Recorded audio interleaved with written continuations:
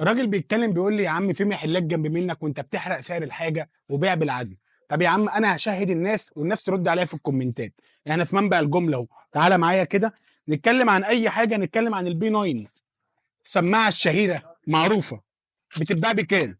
مبدئيا دي يا جدعان سماعه البي 9 ب 160 جنيه جمله. انت هتحط عليها هامش ربح 50 جنيه، هتبيعها بكام؟ ب 210 ب 220 جنيه. يا عم كسبت 60 جنيه.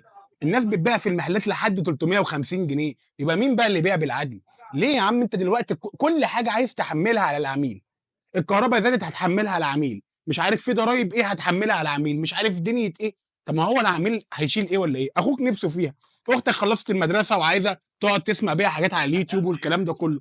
بتكلم معاك بقول لك حط هامش ربح 50 جنيه 60 جنيه وطير يا عم وبيع. لما العبد الله يجي يعملها ويعمل عرض عليها ويبيع، حط 50 جنيه هنا، 25 جنيه هنا، 30 جنيه هنا وبيطير. الناس بتزعل وتقول لك لا يا عم بيع بالعدل. يعني بيع بالعدل اخد دي ب 160 جنيه ابيعها اكتر من جملتها بضعف جملتها، بيع ب 350 جنيه. ده هو ده العدل؟